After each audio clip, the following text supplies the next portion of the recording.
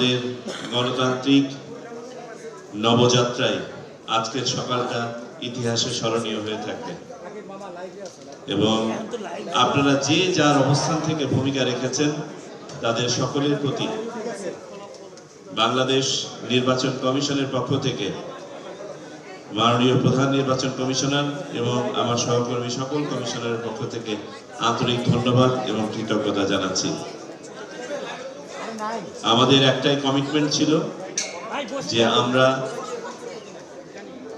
নির্মোহভাবে আইন প্রয়োগ করে স্বচ্ছ এবং নিরপেক্ষ একটি নির্বাচন উপহার দেব। আমাদের চেষ্টা শতকরা 100% ছিল। কোনো অত্যুক্তি হয়ে থাকলে সেই অত্যুক্তি নিতান্তই আমাদের, আর কোনো কিছু প্রাপ্তি থাকলে আপনারা যারা কাজ করেছেন আপনাদের। আমরা মনে করি জাতি হিসেবে আমাদের মান, সম্মান, ভাবমূর্তি বিশ্ববাজারে আমাদের বার্গেনিং ক্যাপাসিটি, আমাদের বিনিয়োগ, কর্মসংস্থান কেন কিছু নাই যেটা এই নির্বাচনের সাথে সম্পৃক্ত ছিল না। সুতরাং নির্বাচন কমিশনের পক্ষ থেকে আমরা শুধু এটাকে নেহায়েত একটা নির্বাচন অনুষ্ঠানের দায়িত্ব হিসেবে নেই নাই, এটা আমাদের একটা পবিত্র আমানত হিসেবে আমরা গ্রহণ করেছিলাম। আল্লাহর হাজার শুকর, তিনি নেহায়েত রহমত করেছেন বিধায় আমরা সুষ্ঠুভাবে এই মহাযজ্ঞ সম্পাদন করতে পেরেছি। দেশবাসীর প্রতি আমাদের একান্ত কৃতজ্ঞতা যে তারা স্বতঃস্ফূর্তভাবে ঈদ উৎসবের মতো এই আয়োজনে অংশগ্রহণ করেছেন, যে কারণে বন্যার পানিতে যেমন খড়কুটো টিকে থাকে না, তেমনি ভাবে যা কিছু অশনি ছিল, যা কিছু শঙ্কার জায়গা ছিল, এই বন্যার পানিতে সব ভেসে গেছে এবং আমরা জাতি হিসেবে চূড়ান্তভাবে বিজয়ী হয়েছি। আমি আর কথা বাড়াই না, পুনরায় আপনাদের কাছে কৃতজ্ঞতা জ্ঞাপন করছি নির্বাচন কমিশনের পক্ষ থেকে।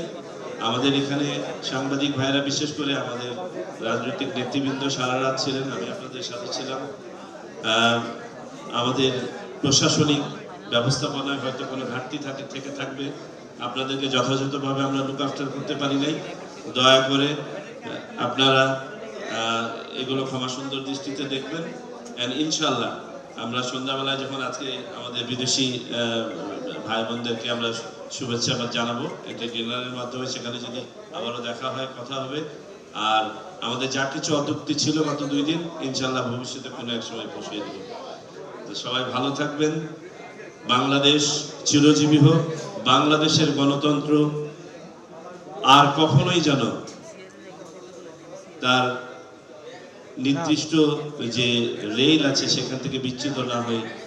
এই নির্বাচন যেন আমাদের ভবিষ্যতে আরো ভালো নির্বাচন করার জন্য পাথেয় হয়ে থাকে, দৃষ্টান্ত হয়ে থাকে, এই আশাবাদ ব্যক্ত করে আমাদের ভুল ভ্রান্তির জন্য পুনরায় ক্ষমা চেয়ে নিয়ে আপনাদের কাছ থেকে বিদায় নিচ্ছি এবং ফর্মালি এখান থেকে প্রচারণায় শেষ। বাকি যে স্ট্যাটিস্টিক্যাল কিছু জিনিস আছে আপনাদেরকে আমাদের সম্মানিত সিনিয়র সেক্রেটারি আলাদাভাবে আমাদের মিডিয়া ভাই বোনদেরকে দিয়ে দেবেন।